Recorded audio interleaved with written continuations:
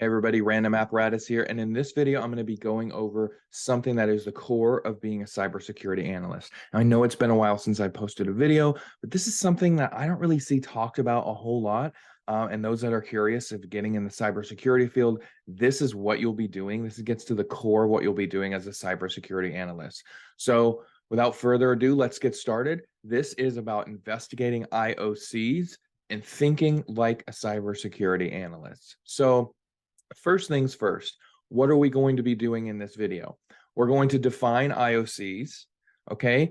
And then we're going to start thinking like an analyst. So what you're going to be able to do at the end of this video is you're going to be able to, given a file hash, IP address, or a URL, you'll be able to determine if it is a threat or not.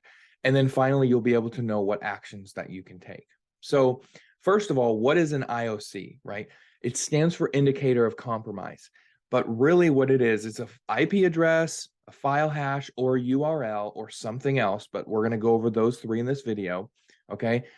Those three things that are proven to be associated with malicious activity, right? So we'll go over more into what that means in a second. And then how do we know? So how do we find out if these things are actually, associated with malicious activity? Well, we're going to check the reputation of these items, right? Using one of these common tools. So IP void, obviously for checking IP addresses, virus total does it all. URL scan.io, obviously for just checking URLs. IBM X-Force Exchange, that does it all as well. So we're going to use free online tools for this. There's nothing that you would need to download to get started with this. And I'm also going to show you at the end how you can practice and get samples of these so that you can actually put these things to good use.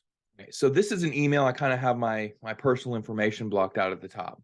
So let's say you get an email, right? One of the main jobs and one of the main functions of a cybersecurity analyst is, you know how a lot of large companies, you forward things to spam if you think that it's some kind of phishing attempt or scam. Well, it goes to somebody usually, okay? And you're going to be the one that will have to go through these emails and determine if this is legit somehow, because a lot of them, I've seen some legit emails that are very strange and the links in them look malicious. They're like a lot of numbers and letters and just a lot of strange things, but they're legitimate, okay? So you have to determine that. So the first question is, how do I do this safely, right? When you're a cybersecurity analyst, you're going to be on a system where you're going to be also handling things for maybe other clients. Either way, you're going to have personal information on there from your company and other companies if you're working for a cybersecurity firm, okay? So how do we do this? Obviously, we don't click the link because that's what whoever's behind this email wants someone to do if it's malicious, okay? This could be very dangerous. So it's actually really simple. If you're not in a sandbox environment, I've seen this done a million times. You're going to right click and choose copy link address. After you have that copied on your clipboard, you are going to go to one of these tools. It's a URL. So I'm going to go to urlscan.io. And as you can see, it's very simple here. We just have a simple search bar and then a button. So we're quite literally just going to paste this here and do a public scan. Okay. Now, here's number one trick. No matter what you get here, this is very important. You will always check with multiple different tools before you make a final decision, because we're going to talk about shortly after I do these couple of scans that there's some kind of action that gets taken on these, okay? These are going to be banned in one way or another from a network. And if you ban something that isn't actually malicious and is actually vital to your network or how it functions or one of the tools that you use or one of the tools that your applications use, the effects could be detrimental. It's going to be really hard to kind of trace it back to that, okay? So I'm going to go to urlscan.io. So this is a URL. So I'm not going to go to IP void, but I will go to, let's say, virus total. And this, you can either do a file, and then right here, you can do a URL. So I'm going to click enter. And so we already have probably enough information, but I'm just going to show you X-Force Exchange, just so you get a good idea of what I'm talking about. It's the same thing, folks. Right here at the top, you can search by application name, IP address, URL. So I'm going to Control V and I'm going to hit enter. and we're going to look. So now we have results back from 3 different websites, and I'm going to show you why it's really important that you do multiple different sources. So the first of which says we can't scan this website. There's no information here, okay? So this doesn't provide me any actionable intelligence. This does. 7 different security vendors have flagged this URL as malicious. I would say that just this alone, we've got enough information to say, all right, this spam email was from malicious intent. So this, we can block this URL or whatever. We'll get to the actions in a second. Now, this is very tricky. And again, this is why the more tools, the better, because we have risk 1. This is green. It's good. It's a low number for a risk. This doesn't have any other information. This is by Ionos. This is a really big company. I have a domain name from Ionos, so I know, at least personally, that the reputation of Ionos isn't inherently bad, which we'll go over shortly as well. How important the registrar and ISPs are. Okay, so here's the final thing here. Because of this, this is malicious. Whenever you are determining if something is malicious or not, you're going to be documenting this, and you need to show proof. So I would take a screenshot of this, take a little snip. I would put this in a document or a report or whatever your job requires you to do, and you better have proof that this is malicious. Now, let's talk about the actions really quickly. What kind of actions can we take? Okay, with a URL, unfortunately, we can't really do much, because here's the thing. This is a malicious URL, which means we don't know from this what kind of attacker or hacker group this is. But, there's something called DDNS that a lot of attackers will use, dynamic DNS. So in other words, they have a server running a website, but they can change the domain name dynamically. So if you ban this one URL, if this attacker tries a slightly different URL, which could be produced in 5 minutes from then, you're not going to have any protection against that. So it's really best to go at the source, okay? And at the source of a URL, we know is a website, and a website is a server running code, okay? So how do we stop it at the source? At the server. And how do we stop it from the server side? IP address, right? So now you see how, and this is the difference between maybe a beginner analyst or someone that takes their time a little bit more, someone that's thorough, okay? I'm going to not stop here and say this is malicious. I'm going to then try to find the IP address that is hosting this URL, and I'm going to investigate that to see if we have enough evidence to say the IP address is malicious enough or is an IOC, so that we can blacklist that IP address on our network, either in our firewalls or DNS servers or something. So what you're going to do is VirusTotal is perfect for this. Okay, if I go to the details tab and I go right here, final URL, okay, and then we have serving IP address. So again, don't click this either. I'm going to Control-C to copy this, and I'm going to go back to some other tools.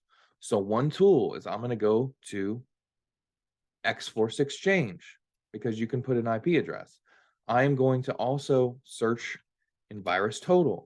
I'm going to also search in IP Void. Now you'll notice we have a lot of different tools in IP Void.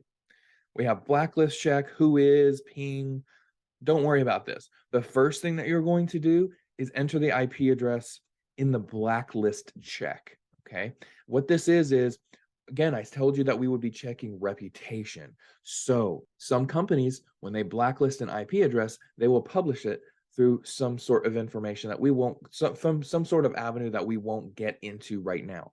But just know that this information is published and is kept a record somewhere, and this website has access to this information. So this is checking the reputation of this IP address.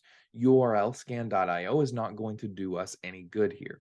So let's start. We have 1, 2, almost 3 results now. Okay. Now here's what I mean by using multiple tools. This says 0 detections. So according to IP Void, this IP address hasn't been blacklisted anywhere. according to IBM X-Force Exchange, this has what I would consider a bad enough reputation for me to be wary of it, okay? And then here we have no real detections. This is clean all the way down, okay? So, however, it says we have 5 detected files that are communicating with this IP address. If we go to relations, it's not there. We have this, we have a file hash. You see this? So we have other things. You see how it spreads out. So we can start with one IOC. But if you notice, even though this says this is all green, you have to look deeper into it. 5 detected files. You could then take this, which looks like this actually looks like a specific file. This looks like a hash for it. Okay, so I'm going to try to search for this.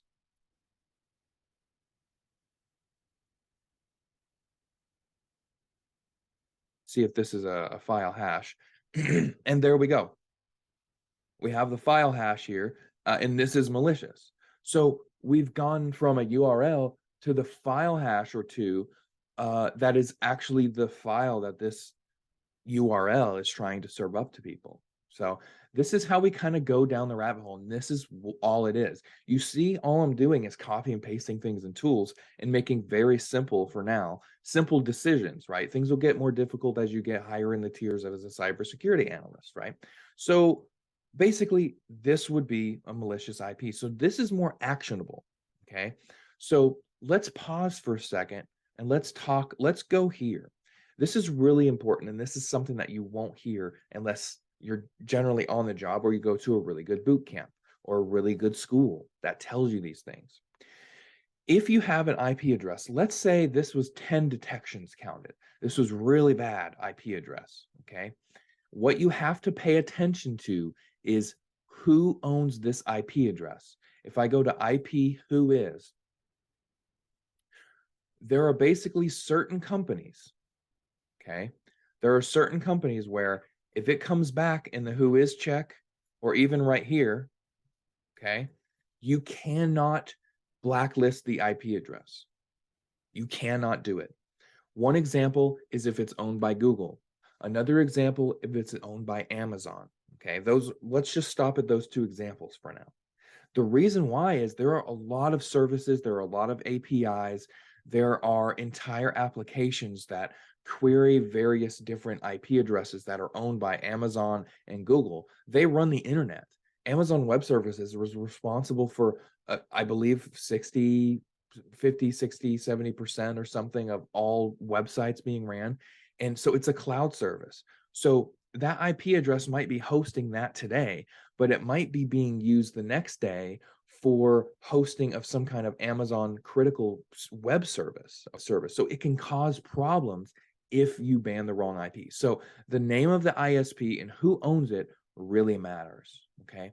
The second thing to look at is, even if this says 0, see, this is a double whammy. If you only went by this, let's pretend I didn't do anything else. Let's pretend I'm an analyst that doesn't care about details, okay? I see a country.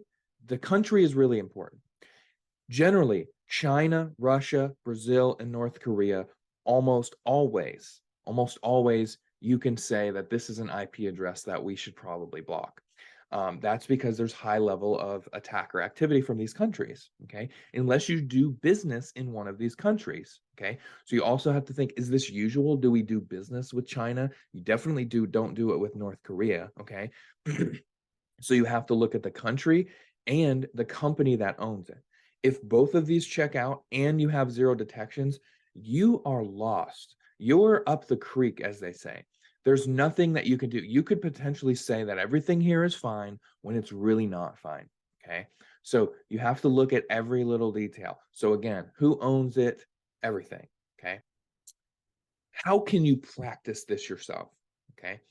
What I can tell you is Twitter is the best place for this information. You can go and search by various different hashtags, and you can get users that do nothing but post IP addresses, file hashes, and URLs that are malicious. So you can kind of take these and practice using these 4 web tools. I'll leave the links for the 4 web tools in the description of the video, okay? Also, Go through these steps until it's second nature. Okay. After a while, this will become very simple. You're literally copy and pasting different IOCs and following down rabbit holes somewhere, just to look about things. You'll also learn more about how modern malware attacks and even some very sophisticated attacks work, because you have to think every IP, if it's malicious, it's probably connected to a virus somewhere. And if you have access to that virus, even if you don't block anything else, you can block that file hash from being executed on any of your systems. So it's really kind of amazing that you can just start with one thing and lead down a rabbit hole and find out all this other information that's malicious. Additionally, let's conclude, okay? First of all, you're going to locate the IOC. If you're an analyst, you're going to get this in an alert of some kind, or you're going to be going through spam emails, or you're doing a digital forensics investigation and looking through logs. Okay. You're going to use the tools I mentioned. Again, IP void, URL scan, X-Force exchange, and virus total. Then you're going to find related IOCs to that after you check the reputation. And finally, you're going to take action, or you, more specifically, especially acting as a layer 1 or level 1 analyst, you're going to recommend the necessary action to take based on what you know. Okay, keeping in mind those companies that you can't blacklist. Okay, so that's it. Thank you so much for watching. If you like this video, like, subscribe, and hit the notification icon if you want more videos like this. I am now no longer bound by my non-compete, so I can make whatever content that I want on my YouTube, and I do plan on going in depth and a lot more cybersecurity concepts. So thank you so much for watching, and have a good day.